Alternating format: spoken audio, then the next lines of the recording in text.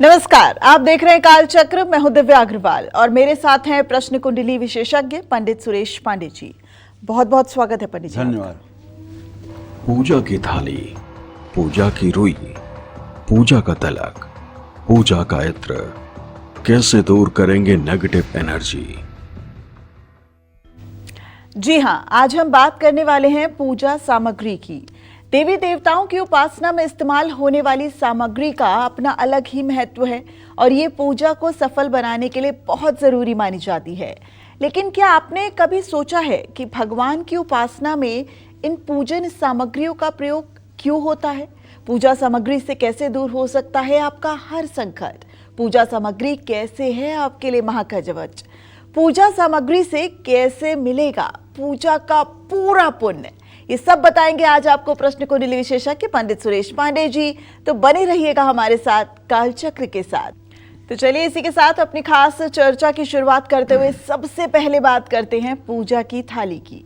पूजा की थाली में सामग्रियों का क्रम कैसा होना चाहिए? थाली में रखा हुआ जल कैसा होना चाहिए? आइए सबसे पहले यही जानते हैं पंडित जी से। पंडित जी बताइए, जल या थाली का क्रम ये भी कुछ विशेष होना चाहिए?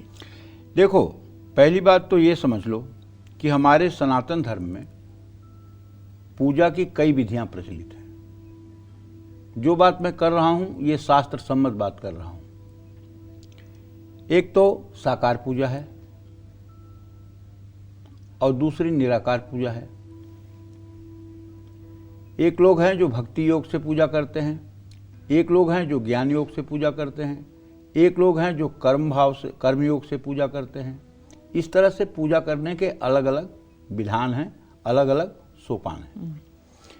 गीता के 12वें अध्याय में भगवान श्री कृष्ण से अर्जुन पूछते हैं कि हे प्रभु, जो आपके साकार स्वरूप की पूजा करता है वो आपका अच्छा योगी है कि जो आपके निराकार स्वरूप की पूजा करता है वो आपका अच्छा योगी है? दोनों में कौन आपका अच्छा योगी है? तो भगवान उत्तर देते हैं कि हे अर्जुन, जो लोग मुझ परमेश्वर को साकार रूप में यजन करते हैं वो श्रेष्ठ योगी हैं, क्योंकि मेरा निराकार रूप जो है अचिंत्य है और अचिंत्य का चिंतन करना बहुत क्लेशकर है और बहुत कष्ट देने वाला है।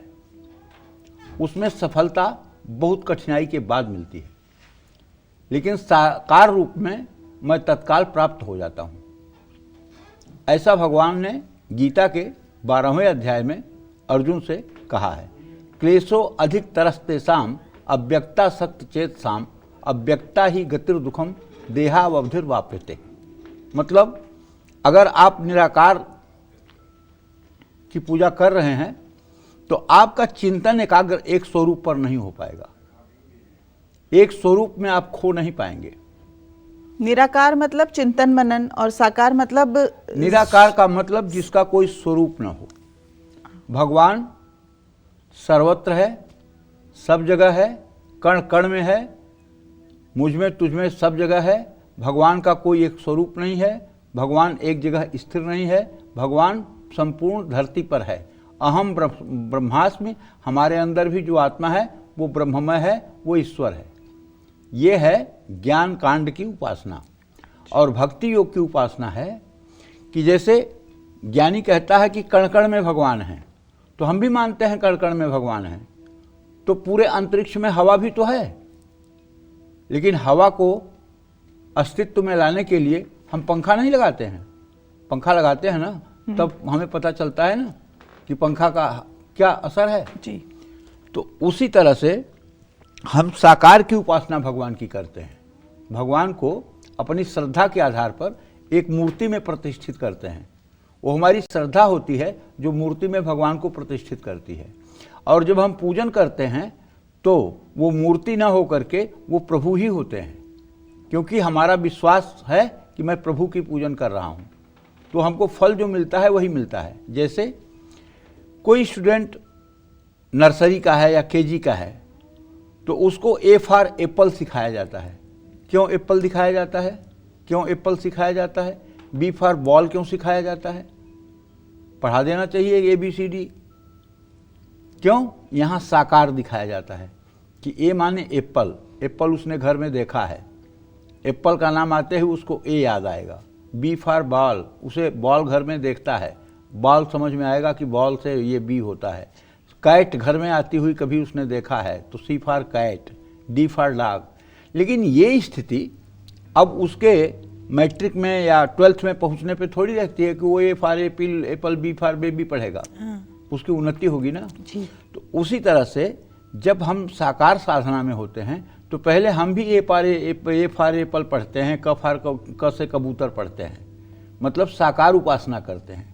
और जब साकार की हमारी स्थिति तन्मय हो जाती है, हमारा मन साकार में एकाग्र होने लगता है, तब फिर हम मानसी पूजा की तरफ बढ़ते हैं। मानसी पूजा मतलब मन में ही प्रभु श्री राम का ध्यान करना, जगत जननी जगदम्बा माँ सीता का ध्यान करना, जीवाचार्य लक्ष्मण भैया का ध्यान करना, हनुमंत लाल का ध्यान करना, ठीक है। और तब हम उनकी मानसी पूजा करते हैं, उनके चरण पखारते हैं, उनका दिव्य स्नान करवाते हैं कर्पूर मिश्रित जल से, उनको दिव्य चंदन की टीका करते हैं, उनको दिव्य पीताम्बर धारण करवाते हैं, दिव्य पुष्पमालाएं अर्पित करते हैं, धूप दीप की व्यवस्था करते हैं, उन्हें दिव्य भोग प्रसाद निवेदित करते हैं और फिर उन्हें खूब बढ़िया अनेकों दीपों वाली आरती दानी से उनकी आरती करते हैं, तांबूल ग्रहण कराते हैं और फिर चरणों में कमल के पुष्प रख करके मानसिक रूप से साष्टांग प्रणाम करते हैं और कहते हैं, हे प्रभु त्राहि माम पाहि माम रक्ष माम, मैं आपके शरण में हूँ, मेरी रक्षा कीजिए, मेरी रक्षा कीजिए। तो जब ये मानसी पूजा की स्थिति साधक की बन जाती है तो साधक का उत्थान होने लगता है। लेकिन प्रभु तो साकार पूजा को ज्यादा पसंद हाँ, करते तो साकार से ही ये पूजा मानसी मिली है ना। मानसी भी साकार ही पूजा है बेटा। अच्छा। मानसी भी जो है साकार पूजा के ही बराबर है। मानसी पूजा भी साकार पूजा के ही बराबर है, क्योंकि इसमें भी साकार है, इसमें प्रभु का चिंतन बना रहेगा। वो सिंहासन पर बैठे हुए हैं, आपको दिखेगा कि वो सिंहासन पर बैठे हुए हैं। मैं उनके चरणों के पास हाथ लगा रहा हूँ, मैं उन्हें चंदन लगा रहा हूँ, मैं उन्हें टीका कर रहा हूँ, मैं उन्हें माला पहना रहा हूँ, मैं उन्हें धूप दिखा रहा हूँ, मैं उन्हें दीप दिखा, एकदम साकार जैसा सारा चलचित्र आपके मस्तिष्क में चलेगा। इसको मानसी पूजा कहते हैं। ये उच्च स्तरीय पूजा है, मतलब जो आप प्रत्यक्ष पूजा करते हैं उसकी परिणति जो उच्च कोटि की है वो ये है। इसी तरह से जैसे शिव मानस पूजा है, रत्नई कल्पितमासनम हिम जलय स्नानम च दिव्यांबरम नाना रत्न विभूषितम मृगमदाम मोदांकितम चंदनम जाति चंपक बिल्वपत्र रचितम पुष्पम च धूपम तथा दीपम देवदयानिधे पशुपते हृत्कल्पितम गृह्यताम सौवर्णे नवखंडरचिते पात्रे घृतम पायसम भक्षम पंचविधम पयोदधितम रंभाफलम पानकम शाकानामयुतम जलम रुचकरम कर्पूरखंडोज्वलम तांबूलम मनसा मया विरचितम भक्त्या प्रभो स्वीकुरु छत्रम चामर्युर्युगम व्यजनकम चादर्शकम निर्मलम वीणाभैर्मृदंग काहलकला गीतम च नृत्यम तथा साष्टांगः प्रणते स्तुतिर्बहुविधा है तत्समस्तं मया संकल्पेन समर्पितं तौ विभो पूजा गृहाण प्रभो आत्मा त्वं गिरिजामति सहचरा प्राणा शरीरम गृह पूजा ते विषयोपभोग रचना निद्रा समाधि स्थिति संचारः पदयो प्रदक्षिण विधि स्त्रोतानि सर्वा गिरो यद कर्मं क्रियते तदखिलं संभोतौ आराधनम कर चरण कृतम वा कायजम वा श्रवण नयनजम वा मानसम वा पराधम विहितम विहितम सर्व में तत्क्षमस्व जय जय करुणाब्धे श्री महादेव शंभो। इस तरह से मानसिक पूजा करके आप भगवान शिव को प्रसन्न कर सकते हैं। दुर्गा मानस पूजा में आप दुर्गा को प्रसन्न कर सकते हैं। भगवान श्री कृष्ण और राम की मानस पूजा करके आप उन्हें प्रसन्न कर सकते हैं। मानस पूजा का अपने आप में महत्व है, लेकिन आज हम साकार पूजा की बात कर रहे हैं जी। पूजा के उस सोपान की जिसमें मनुष्य प्रथम प्रवेश करता है जी। तो पूजा में इस्तेमाल होने वाली अलग अलग सामग्रियों का क्या महत्व है ये मैं आपको बताने वाला हूँ। देवता पूजन में पूजा सामग्री का होना बहुत ज़्यादा जरूरी है। ये सभी सामग्रियाँ देवी देवताओं की कृपा दिलाने में महत्वपूर्ण कड़ी होती हैं। पूजा सामग्री के हर घटक का हमारे शास्त्रों में बहुत महत्व बताया गया है। पूजा सामग्री देवी देवताओं को अर्पित करने से पहले उनको सही क्रम में थाली में रखना चाहिए। पूजा में थाली में पूजा सामग्री रखने का क्रम भी पंच तत्वों के स्तर पर है। इस तरह से सामग्री रखने से ब्रह्मांड में मौजूद पंच तत्वों का संतुलन बना रहता है, जिससे पूजा करने वाले साधक के शरीर में भी पंच तत्व संतुलित रहते हैं और शरीर में सात्विकता और सकारात्मकता बढ़ती है। पूजा की थाली में सबसे पहले जो रखना चाहिए वो है सप्त नदियों का जल। अब सप्त नदियों का जल मिलना तो कठिन है ना, तो गंगा जल रख लीजिए। सप्त नदियों में गंगा, गोदावरी, यमुना, सिंधु, सरस्वती, कावेरी और नर्मदा है। लेकिन कौन इतना जल इकट्ठा कर पाएगा? तो आप गंगा जी का ही जल रख लीजिए, सब मान लिया जाएगा। इन सप्त नदियों के जल को एक लोटे में डालकर रखा जाने का विधान है। आजकल सप्त नदियों के जल लेने में बहुत मुश्किल है, ऐसा नहीं है कि असंभव है, लेकिन सामान्य जल ही कलश में आप डाल सकते हैं। लेकिन जल डालते समय गंगे च यमुने चैव, गंगा सिंधु सरस्वती च यमुना गोदावरी च नर्मदा कावेरी सरयू महेंद्र तनया चर्मणवती वेदिका क्षिप्रा वेत्रवती महासुर नदी ख्याता चया गंडकी पूर्णय पूर्ण जलय समुद्र सहित कुर्वन्तु नो मंगलम। इस मंत्र का भी आप उच्चारण करके सप्त नदियों का, सागर का आवाहन कर सकते हैं। जय मां विंध्यवासिनी। तो चलिए, हम लगातार बात कर रहे हैं कि आखिर पूजा की थाली में क्या कुछ रखने से आपकी जो भी कामना है वो और ज़्यादा आपको लाभदायक हो सकती है। तो अब पंडित जी से जानते हैं कि पूजा की थाली में रुई के वस्त्रों का क्या महत्व है। रुई के कपड़े कैसे हमारी मनोकामनाओं को जल्दी पूरा कर सकते हैं। पंडित जी, रुई का क्या खास महत्व है? देखो, पूजा की थाली में जल का कलश रखने के बाद रुई के वस्त्र भी जरूर रखने चाहिए। यहाँ रुई का वस्त्र कहने का मतलब है कि आप जो वस्त्र रखेंगे वो सूती होगा। रुई के कपड़े जीव के शरीर की सुषुम्ना नाड़ी का प्रतिनिधित्व करते हैं। रुई का धागा बनाते समय दूध की जगह चंदन का प्रयोग करें। चंदन का रुई में लेप करने से देवताओं की तरंगें जल्दी ही कार्यरत होकर रुई के वस्त्र पर आकर्षित हो जाती हैं। ये सात्विक वस्त्र देवता के गले में पहनाने से देवता अपना सगुण रूप जल्दी ही साकार कर आपकी मनोकामनाएं जल्दी पूर्ण करते हैं। जय मां विंध्यवासिनी। तो रुई के वस्त्रों की तो बात हो गई, अब बात करते हैं जनेऊ की। पूजा में जनेऊ का क्या महत्व है? क्यों देवताओं को जनेऊ अर्पित करना शुभ माना जाता है? जानेंगे पंडित जी से। पंडित जी, जनेऊ का क्या महत्व? रुई के धागे से ही जनेऊ बनता है। जनेऊ 96 अंगुल का 96 चौवा का बनता है। ये 4 उंगलियों का एक चौवा होता है। ऐसे 96 बार नाप करके रुई के वस्त्र के बाद जनेऊ भी देवताओं को समर्पित किया जाता है। ओम यज्ञोपवीतम परमं पवित्रम प्रजापतरियम सहजम पुरस्तात् आयुष्यमग्यम प्रतिमुंच शुभ्रम यज्ञोपवीतम बलमस्तु तेजः। जरा सा जनेऊ में हल्दी लगा करके भगवान गणेश को, भगवान शिव को, भगवान श्री हरि विष्णु को, प्रभु श्री राम को, प्रभु श्री कृष्ण को ये जनेऊ अर्पित की जाती है। जनेऊ धागों से बनाया जाता है और मंत्र शक्ति से परिपूर्ण होता है। जनेऊ पहनाने के बाद 3 बार आचमन जरूर करना चाहिए। इससे साधक को असाधारण मन की शांति मिलती है। उसे देवताओं के सात्विक चैतन्य का लाभ भी मिलता है। जय मां विंध्यवासिनी। लेकिन पंडित जी, आजकल ये ट्रेंड भी देखा जा रहा है कि जनेऊ जो धारण है वो बहुत कम लोग कर रहे हैं, ऐसा क्यों? बिल्कुल सही कह रहे हो। देखो, कम तो पहले भी करते थे लोग। हमारे यहाँ त्रिवर्ग को जनेऊ धारण करने का अधिकार शास्त्रों में दिया गया था। ब्राह्मण, क्षत्रिय, वैश्य को जनेऊ धारण करने का और यज्ञोपवीत संस्कार कराने का अधिकार दिया गया था। लेकिन आज का देश परिवेश बदला हुआ है। आज तो ब्राह्मण भी 50% से ज़्यादा जनेऊ नहीं धारण कर रहे हैं, अच्छा। जिन्हें धारण करना चाहिए। और लोग तो पाखंड कहते हैं जनेऊ को धारण करना, शिखा रखना पाखंड कहते हैं, चंदन लगाने को पाखंड कहते हैं, दिखावा कहते हैं। जबकि शिखा जो है, चिद्रूपिणी महामाये दिव्य तेजस समन्विते तिष्ठ देवी शिखा मध्य तेजो वृद्धि कर कुरुष में। यहाँ जो हमारी शिखा होती है ये चिद्रूपिणी, जैसे रेडियो में एंटीना होता है वैसे शरीर में शिखा होती है। ये मतलब ईश्वरीय तरंगों का शोषण करके और मनुष्य के शरीर में संचरित करती है। इसका अपना एक वैज्ञानिक महत्व है। शिखा धारण का अपना एक वैज्ञानिक महत्व है।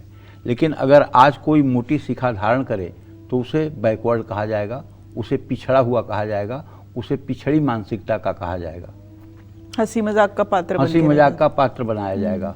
इसी तरह से तिलक लगाने में भी बहुत लोगों को आपत्ति होती है। अरे तिलक लगा करके क्या ढोंग दिखा रहे हो, क्या आडंबर कर रहे हो, भगवान की भक्ति करना हो तो अंदर से कर लो, ऐसा है ना। लेकिन नहीं, हमारे यहाँ तो मतलब कि शास्त्रों में लिखा हुआ है, और ख़ास करके श्रीमद् देवी भागवत पुराण की चर्चा करता हूँ कि जो लोग अपने गले में रुद्राक्ष की माला धारण करते हैं, सर पे रुद्राक्ष धारण करते हैं, शिखा में रुद्राक्ष धारण करते हैं, कानों में रुद्राक्ष धारण करते हैं और दोनों हाथ के मणिबंध पे रुद्राक्ष धारण करते हैं, दोनों बाहुओं में रुद्राक्ष धारण करते हैं, इस तरह से 216 की संख्या में जो लोग रुद्राक्ष धारण करते हैं और माथे पर भस्म विभूति का त्रिपुंड धारण करते हैं, ऐसे लोग जहाँ भी रहते हैं उन्हें देवलोक में गमन करने वाले यक्ष, गंधर्व, किन्नर, देव, दानव सभी प्रणाम करते हैं। चाहे वो कितना भी क्रूर कर्मा हो, चाहे वो कितना भी पाप कर्मा हो, लेकिन ये वेश अगर जिसने बना लिया है तो उसको यक्ष, गंधर्व, किन्नर, नाग और देवता भी आदर करते हैं। उसी तरह से वैष्णव संप्रदाय के 12 चिन्ह जो भगवान श्री हरि विष्णु के हैं त्रिपुंड के, अगर वो पूरे शरीर में लगा लिया जाए और ऐसा साधक जहाँ बैठा रहेगा उसे कभी यमदूत नहीं छू सकते, उसे कभी यमराज नहीं छू सकते। अगर 12 तिलक है आपके अंदर और तुलसी की माला आपके गले में है, राम नाम आपके जिह्वा पर है, तो आपसे ज़्यादा किसी का जीवन सफल नहीं है। आपका जीवन सफल है। ये सिर्फ आडंबर नहीं है, इसकी अपने आप में बहुत ही सार्थक मौलिकता है। सनातन धर्म का निर्माण किसी की संतुष्टि के लिए नहीं हुआ है। सनातन धर्म एक विशिष्ट लॉजिक पर आधारित है, जिसका अपना वैज्ञानिक महत्व है, जिसका अपना एक तर्क है, जिसका अपना एक शोध है। कोई छोटा से छोटा काम भी सनातन धर्म में ऐसे नहीं किया जाता है। जय मां विंध्यवासिनी। कि क्यों देवी देवताओं को हल्दी और कुमकुम चढ़ाया जाता है? पूजा सामग्री में हल्दी और कुमकुम का क्या महत्व है? आइए जानते हैं पंडित जी से। पंडित जी, आपकी तबीयत ठीक नहीं है, उसके बावजूद भी चाहेंगे आपसे थोड़ा बहुत इस बारे में जानना कि हल्दी, कुमकुम, चंदन, इसके क्या मायने हैं देवी देवताओं को चढ़ाने के? देवी देवताओं को हल्दी और कुमकुम चढ़ाने से क्या लाभ होता है, अब मैं आपको बताना चाहूँगा। हल्दी धरती के नीचे उगती है, इसलिए धरती पर उगने वाली चीज़ों की तुलना में हल्दी में भूमि तरंगों की मात्रा ज़्यादा होती है। ये भूमि तत्व का प्रतिनिधित्व करती है। और कुमकुम भी जो अच्छा वाला कुमकुम है वो हल्दी से ही बनाया जाता है। हल्दी के पाउडर में ही केमिकल मिलाया जाता है जब वो लाल रंग का होता है। तो देवी देवताओं को हल्दी और कुमकुम चढ़ाने से देवी देवताओं द्वारा प्राप्त तरंगों के साथ भूमि तत्व के तरंगों का भी लाभ मिलता है, जिससे मन और मस्तिष्क में सात्विकता की वृद्धि होती है। वातावरण के रज और तम तरंगे यानी कष्टदायक तरंगों को सहने की क्षमता में वृद्धि होती है। अगर आपका ब्रज में निवास है दिव्या, अगर आप वृंदावन में रहते हैं तो वहाँ प्रायः जितने संत आपको मिलेंगे सब ब्रजरज लगाते हैं। ब्रज की मिट्टी जो है उसे अपने माथे पर चंदन के रूप में लगाते हैं। ब्रज की मिट्टी जो है ये भूमि तत्व का ही तो प्रतीक है। अच्छा। और भूमि तत्व का प्रतीक होने के कारण ये सब प्रकार से आपके अंदर भूमि तत्व की विशिष्टताओं को प्रकट करती है। उसी तरह से ये हल्दी पृथ्वी से पैदा हुई है और पृथ्वी से पैदा होने के कारण ये भूमि तत्व का संयोजन मनुष्य के शरीर में करती है। तो ऐसे में तो कुमकुम रक्त वर्ण का होता है, इसलिए उसमें लौह घटक की मात्रा ज़्यादा होती है। इस कुमकुम को माथे पर लगाने से अनिष्ट शक्तियाँ भ्रू मध्य में प्रवेश नहीं कर पाती हैं। जय मां विंध्यवासिनी।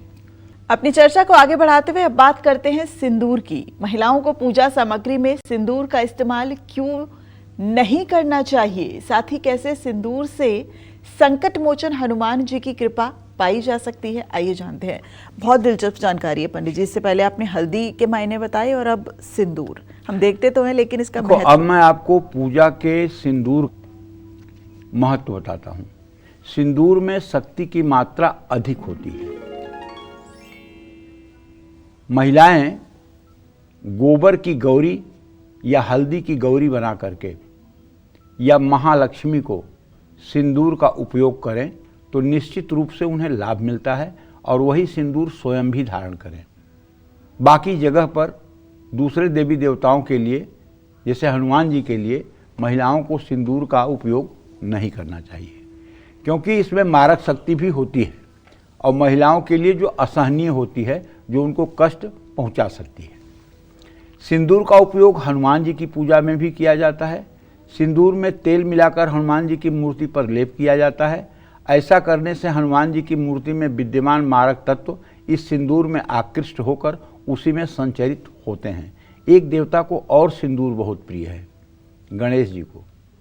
अगर आपके पास श्वेतार्क के गणेश जी हैं और रोज आप चमेली के तेल और पीले वाले सिंदूर को मिला करके उस श्वेतार्क के गणेश पर ये लेप करना शुरू कर दें और गणेश अथर्वशीर्ष का 8 पाठ सुबह 8 पाठ शाम को करना शुरू कर दें और ये क्रम आपका 3 सालों तक चल जाए तो आप विश्वास करिए, आप सरस्वती की तरह बुद्धिमान हो जाएंगे। आपकी स्मरण शक्ति ऐसी हो जाएगी कि एक बार भी किसी विषय को सुनकर पढ़कर जीवन भर के लिए आपके मन मस्तिष्क में बस जाएगा। बस एक श्वेतार्क के गणेश की जरूरत है और सिंदूर और तेल का लेप नित्य करके भगवान गणेश का षोडशोपचार पूजन करके। षोडशोपचार पूजन क्या है?